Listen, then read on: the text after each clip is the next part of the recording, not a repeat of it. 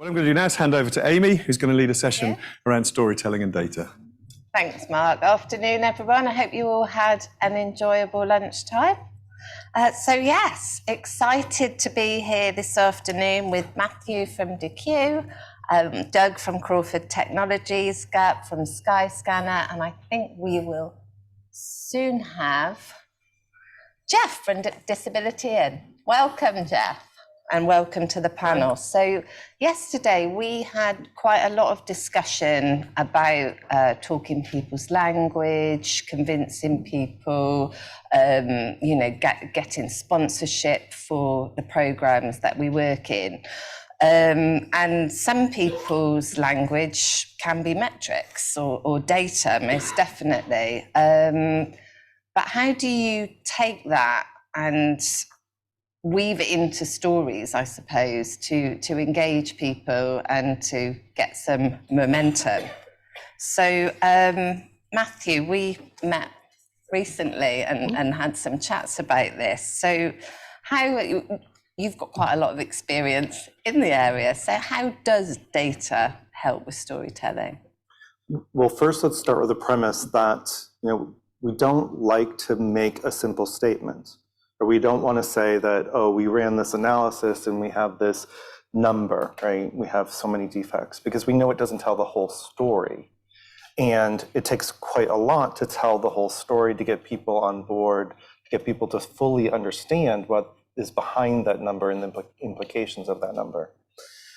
But the devil's in the details, right? We have to put things in terms that our audience understands and they recognize on a regular basis, right? So executive leaders, C-suite people, right? They want simplified answers and they want to know what's going on. So to be able to tell the story with the data that you have, knowing that that data will change over time, right? Because as your program matures, your story is going to change. So as you start thinking about all of this data, we often get asked, okay, what story can I tell right now? I don't have the data that I need, but that's okay, right? Start with the data that you have. Start telling the stories with what information you have. But as a program leader or as a strategist, look to the future, right? What is the story you want to be able to tell in year 1 or year 2 or year 5? And then start thinking about what data do you need to gather. So as your program builds maturity, you're already building the things into the process of the data that you're going to use eventually, right? So being able to tell that story now about how many defects do we have? We have 10,000, but what does that mean? How much time is behind that to fix it? Or how much effort or how much money? But what do we really want to tell? We want to talk about how accessible it is, or how many more people we reached, or how less friction there is in the user journey flow, right? But we don't have that data yet. So start thinking about how you can tell that story, what you need to put together to be able to tell that story, and then change the story over time. And sometimes I guess you need to construct the story to get the support to gather the data as well. So exactly, right? You need to, convince somebody that, maybe you need more funding, or you need more funding, or you need more people. What resonates with them, right?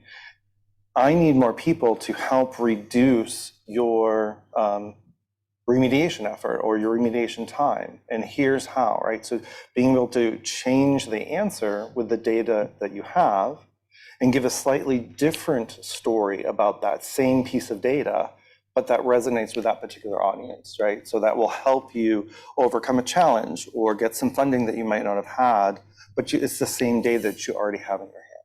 Definitely, and I think going back to some of what was discussed yesterday, it's that piece of data that actually means something to that person in front of you and maybe surprises them into, or makes them curious to go further. So Gert from SkyScanner, welcome. You've been on something of a data journey. We were talking to Heather when we were preparing for TechShare, and she said this has definitely been your area at SkyScanner. So tell us a little bit about your journey with setting baselines, building data. Yeah, for sure. So at SkyScanner, we heavily lean on the digital accessibility maturity model, basically to figure out where do we stand today and where do we want to go next year or the year after. So using those kind of statements in the model, we can find what kind of metrics we need, I think, as we discussed, and then figure out what data, and then how we go from there. So what we have at SkyScanner now is we have commitments. So our executive team, our leaders, they kind of all make commitments, and being accessible and having less defects, reaching a certain score is in their commitments, which allows us and enables us to actually then go to our engineers and tell them, look, here's the defects. We bring them to our operational excellence reports. So we have like a weekly discussion where we talk about how's your latency, how's your security, but also how's your accessibility score. So we can actually tell them, look, you have 100 issues and you're currently scoring quite low.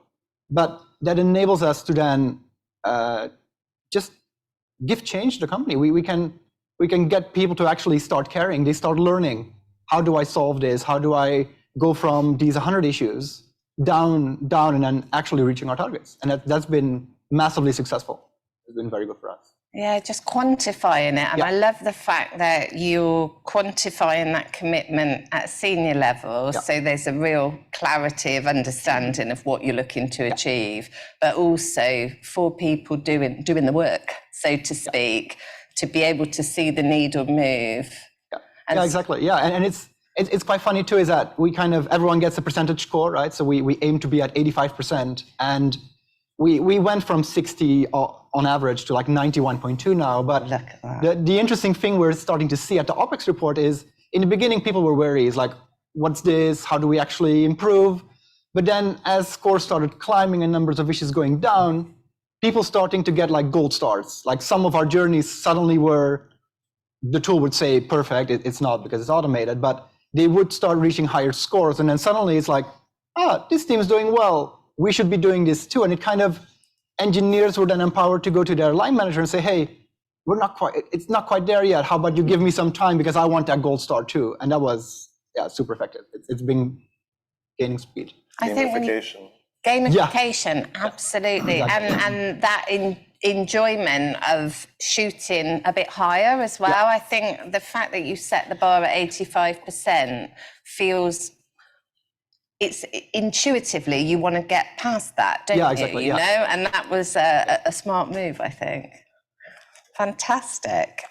So Doug, we were talking earlier and you were telling me that how storytelling had been very effective for an investment organisation that you've been working with. Yeah, this the best example of a storytelling process I've seen in accessibility was at a very large private investment company in the United States. We had an excellent champion. It was actually introduced by another champion who's on our panel, but I'll cover that in a moment, Jeff.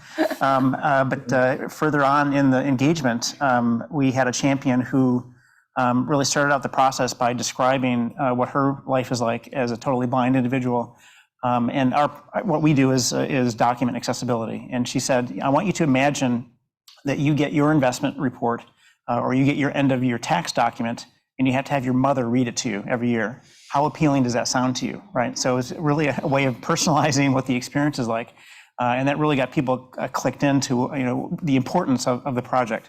And then she went on and did an excellent job of juxtaposing two ideas. One idea is that this investment firm wants to certainly attract an older population of people that can control like 52% of the wealth in the United States. Baby boomers are, predominant in terms of control of wealth. But at the same time, they want to attract a younger crowd of millennials who 77% favor companies that are good with diversity and equity and inclusion, right? So those two things she used throughout the process. And I thought that sort of that personalizing and using those metrics were really key in gaining the project. Fantastic. No, I think those lived experiences, and as you say, if you're sort of demonstrating that there's different benefits for different target groups as well. So exactly. I think that point about people wanting to trade with ethical organisations is just getting more and more traction, isn't it? Absolutely. Jeff, welcome. How's things with you? How's the weather where you are? Oh, can you hear me? Can you hear me okay, Jeff? Oh, hi, Amy. I didn't hear you say Jeff. I'm doing beyond awesome, and the weather is beautiful here in Cincinnati, Ohio. I wish I was there in person with all of you. Ah, well, tell us a story all the way from Cincinnati. Was it Cincinnati? I think I had a little internet connection issue there for a second. Oh, sorry. I was saying, tell us a story all the way from Cincinnati. What's a storytelling example from your work that you want to share? Sure. So with DisabilityIN, we are a leading nonprofit organization. We work with 500 leading corporations. 70 of the Fortune 100s, for instance, are members of DisabilityIN. So we work with companies on all diversity, equity, inclusion, accessibility. And, you know, one of the things with storytelling is we know like 70% of disabilities are invisible or non-apparent. 70% of disabilities are age-related. And we know through the Disability Equality Index survey that 485 companies took last year, less than 5% of employees self-disclose a disability to their employer. So not only are most disabilities non-apparent, those of us with disabilities tend to hide them, and it makes it difficult sometimes to tell the story. And that's why we often hear, well, how many people with disabilities really are there? And, providing that business case. The other thing I always like to share too, accessibility in even major corporations, majority of the time tends to start organically. So it's a handful of passionate employees who are directly or indirectly connected to disability, recognize the opportunity for advancing accessibility in their business function, and then they build the business case to share with senior leadership. So for storytelling for us, it's really making things known that disability is very common. 1.3 billion people around the world, $2 trillion of discretionary income. When you extend that to the folks that love those of us with disabilities in the aging demographic projections, we start talking about 2.3 billion people around the world and about $6.7 trillion of assets. But it's important to have some numbers behind that. So we're thrilled to announce that with our connection with Accenture, 5 years ago, we did a Getting to Equal report. Well, Accenture just updated that, and some really great statistics on here that they found that companies who lead their peers in disability inclusion have about 1.6 increase in revenue, 2.6 increase in net income, and about 2 times the net profitability of other companies that aren't leading in disability inclusion. So having numbers like that definitely helps to provide the story, the data behind the story. And who couldn't sit up and take notice? I remember that last report. We've definitely drawn on that data. How's it moved between the two reports? Is it trending differently? Are any of the data sets evolving? Sorry, I'm putting you on the spot there. No, that's okay. The spread has definitely increased over the past 5 years. They even found individual productivity increases, in that the leading companies are outperforming by about 25% over their peers who are not focusing in on this. Amazing. So a lot of the data is definitely trending. Focus on accessibility is showing real return on investment benefits. And I think one of the things you said in your introduction around that concept of belonging as well, when you are an organisation that overtly prioritises supporting disabled colleagues, then people's confidence to share information about their disability, access support, and share their stories just grows and grows, doesn't it? And then we were talking earlier, someone was saying about bringing your whole self to work, and in that context you can achieve anything, can't you? But the effort that people have to take if they are feeling the need to keep a disability status to themselves is very counterproductive. Right, so one of the things as well with stories is sometimes they're urban myths, aren't they? Sometimes there's a lot of stories that exist in organisations that actually, when you give them a bit of a poke and a kick, turn out to be untrue. So, Matthew, I think you had some examples of challenging narratives. So we're talking about urban legends, right? So every company has urban legends. But part of storytelling is getting the model correct for communication, right? Is everybody on the same page? Does everybody have the same definition of the term? Does everybody have the same understanding of what it means? And a good exercise of understanding is, I explain something to you, and you explain it back to me, and if it's resonating, right, it's pretty similar, then we know we're talking the same way because we can describe it the same way. And so one of the challenges I had in the program that I used to run was, what is the cost of a defect? And it was a very difficult conversation. So I challenge you all to have difficult conversations because it's important. And so what I did was I said, okay, I think the cost of a defect is $2,487. And our IT department went bonkers. That's not the number. It's not the number. Great, what is the number? Because we've worked with your finance department for 90 days, and they're telling us that they don't have the definition of a defect and how much it costs. So we came up with this rough calculation. So let's partner together, right? Let's collaborate to come up with a common definition of what it costs for this defect. The reason being is that we need to use that in projections, right? From a risk perspective, we can use through automated testing. We know we have 10,000 defects. How much does that equate to risk in time and money if we needed to repair them rapidly? Can we get on the same page about that? So after much discussion and much focus on it, we came back with the number was 2,383. So it just went down about $50, right? So in the big scheme of things, right, all of that bluster and all of that objection and all of that energy around, no, you're wrong. Well, if we had just defined it and spent all that energy working together along all the time, right, we could have come up with a number much faster that we could all agree on, we could use it, right? And we could be on our way to having common conversations, common definitions, right? And you can use this technique really with anything, right? And we saw it in our work sessions in roundtables with AbilityNet and Deque, was to sit down and just put something in the middle of the table, whether it be a drawing, an idea, a concept, whatever. Just put it in the middle of the table and people will start to react to that.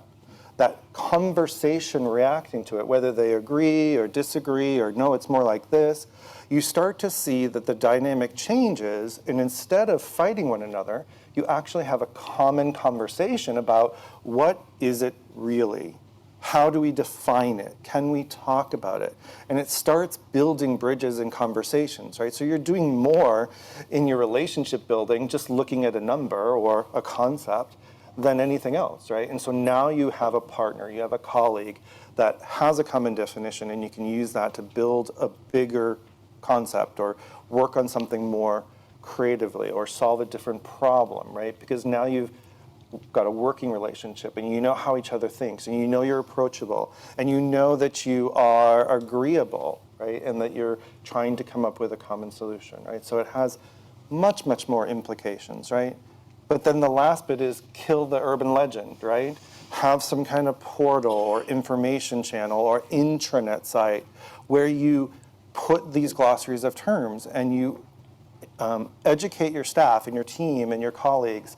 Hey, this is what we mean by this. This is the definition behind it. This is how we use it. So that further down the line, a year later, 2 years later, right, you now have more educated staff all using the same thing the same way and thinking about it the same way. It's super important. Definitely. It creates conversations, curiosity, and all of those good things. Gert, going back to you, when you folks first looked at the digital accessibility maturity model, were there any particular data sets that grabbed senior people's attention? Was there something that you think was the money shot, really, to get some momentum?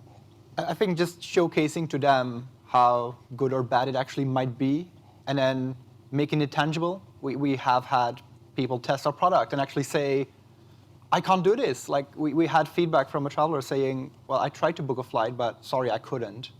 Which is this big panic moment, like, oh no, it's actually, we're not servicing all of our travelers. So making that very visible to them, bringing people to us saying, look, it's not working, showing the numbers, there's some issues, that worked for us, and that was, yeah. Those kind of things, just bringing that auditing and bringing those numbers to them, and then getting them actually to commit to it, yeah.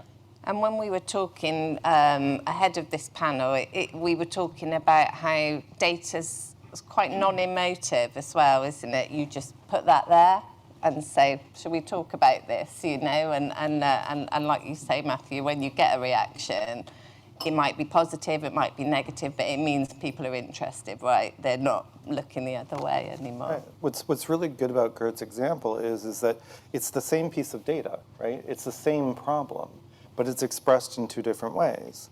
And that's resonating with different audiences in different mechanisms, right? So putting a number in front of them of, well, here's the accessibility score, they're like, oh, okay, well, is that good or bad? I don't know. But saying, well, we have a customer that we just lost money on because we lost business. Oh, well, that's a different matter to the CEO, to the marketer, right? To those people that are concerned with revenue, right? So same number, told a different way, has a different reaction, right? So it's also making sure you understand your audience and what are you trying to express, and being able to take that answer and twist it ever so slightly to express it in a way that means something to them, right? Because then you start to get engagement, you get to get understanding, and then you get them on board, right? Yeah.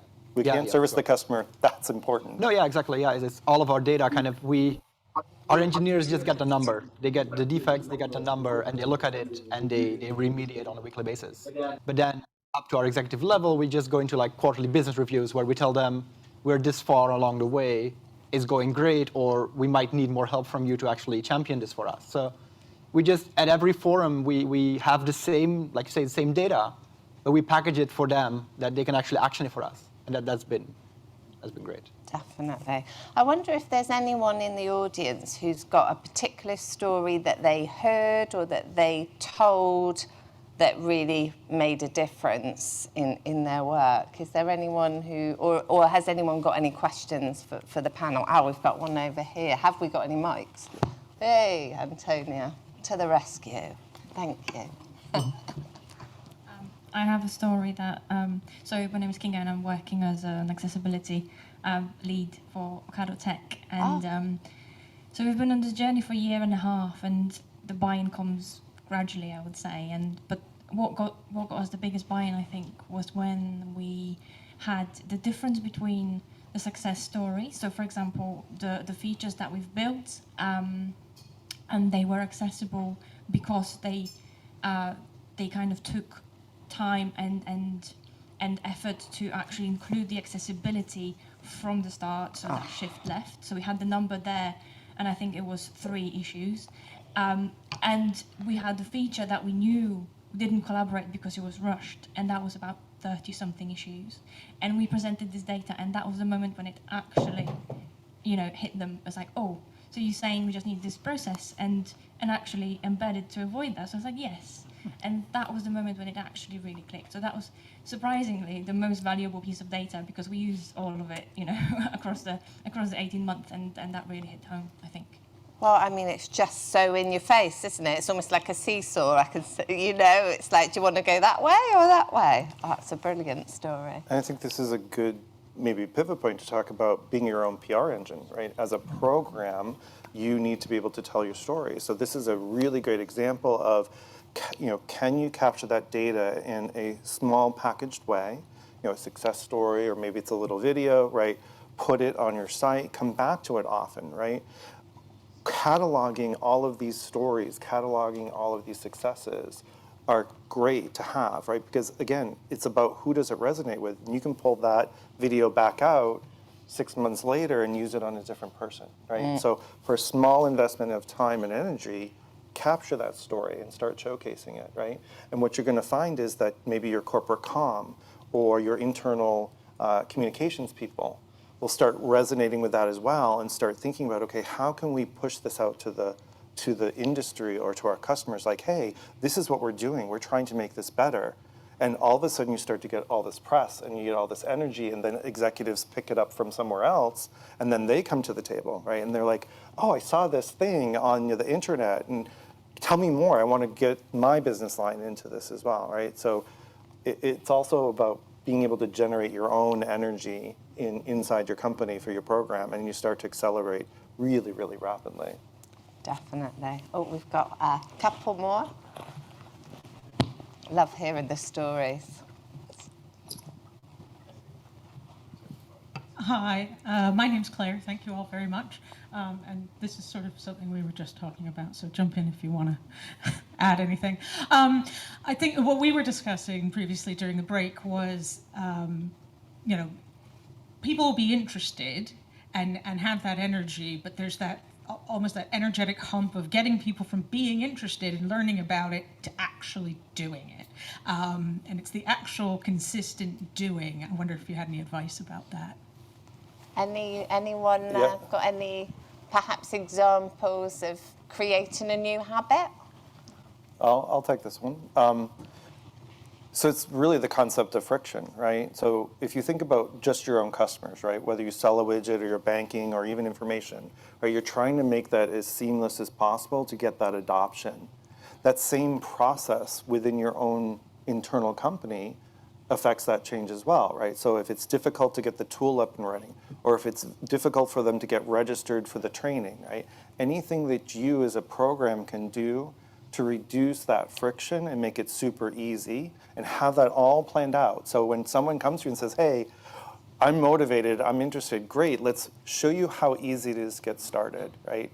And you just walk them through, and then you set them on the journey, and you hope that they stay on the path, and you monitor them a little to make sure they're going down to the next corner, right? And just make it super easy for them to adopt it, right? You're gonna help them walk up the steps and then set them free, right? So you wanna figure out how can you do that easily, repeatedly, exponentially, and you start to see scale really, really, really fast.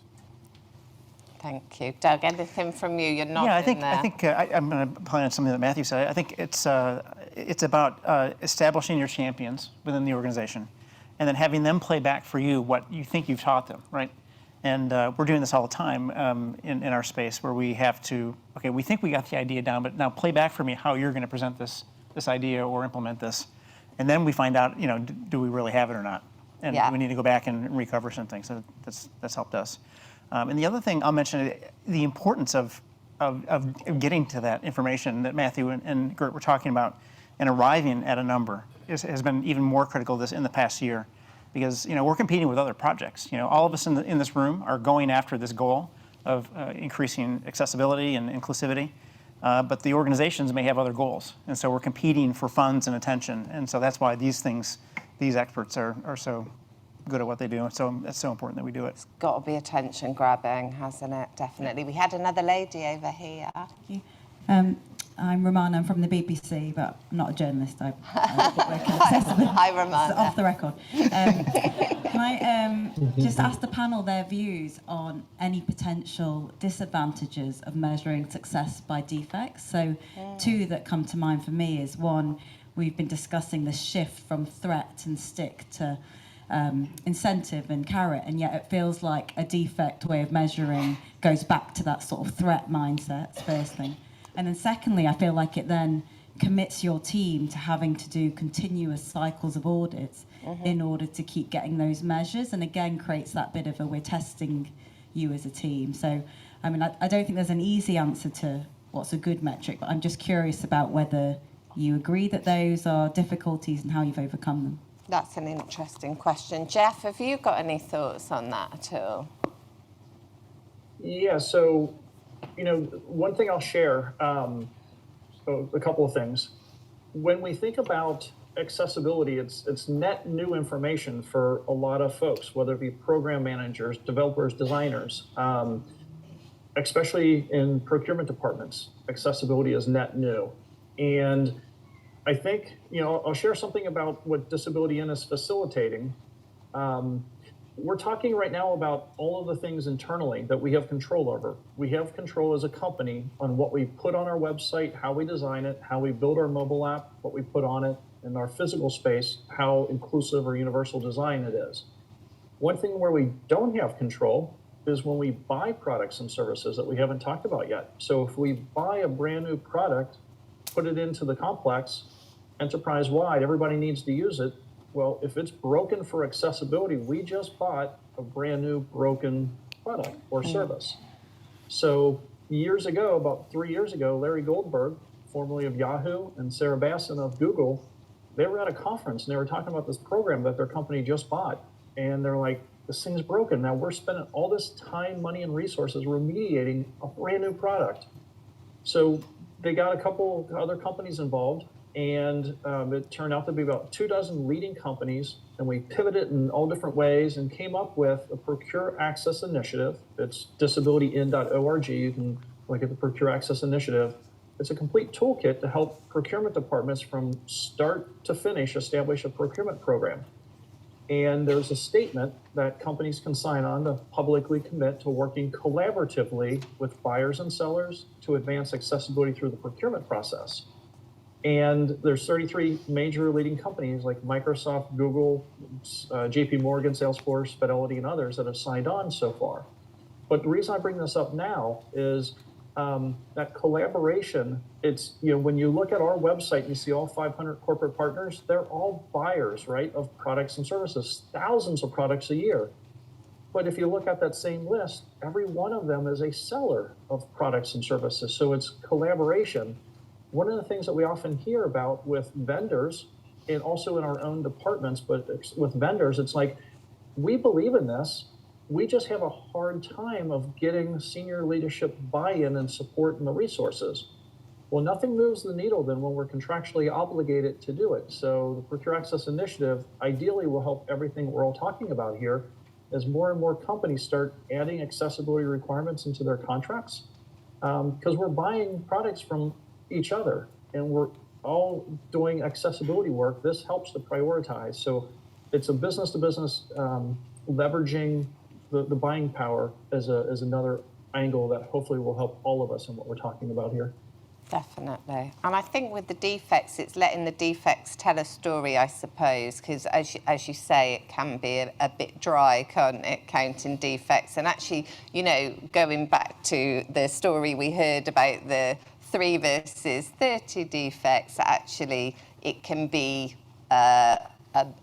counting defects can be a method to actually create better workflows that avoid creating those defects in the first place. But I think we need to recognize that often when somebody starts, right, being able to tell in the terms of how many defects we have is the only data they can tell, right? But as you mature over time, right, you want to turn that perception of a negative number, defects, into potentially a positive story. So what are those positive stories, right? Companies don't necessarily live in that world, right? It's very rare for a company to report on all of their successes, right? They use exception-based reporting, so they only look at the problems. So start to change the narrative to say, okay, if we know this journey flow sees X amount of customers through it, we improved usability, we improved accessibility, we now see X more customers coming through it successfully. That's a delta that's related to the reduction of defects, which has a positive economic income on your company, right? So now you've got a positive story to tell using the same thing, a defect, but in a different way, right? So start to think about how you can measure things with less effort in measure other things that change the way you tell the story, right? So from a negative type of story to a positive type of story. Framing, yeah, definitely. So Anthony, this is Jeff. If I could piggyback on that. Yeah. The other thing too is the curb cut effect. I mean, accessibility is essential for some, but beneficial for all. When we think about captioning, the statistic I most recently heard, 70% of individuals who use captioning are not deaf or hard of hearing. And there was another study that just showed YouTube videos that are viewed by the younger generations, I'm 56, so I can say younger generations, like 85% of those videos are viewed without sound, but captioning. Captioning was designed as an effective means of communication for folks who are deaf, hard of hearing, but we all benefit. And I think that ties into what you were just sharing. There's benefits by solving for accessibility. Fantastic. Have we got time for one more question? Anybody got anything at the front here? Thank you.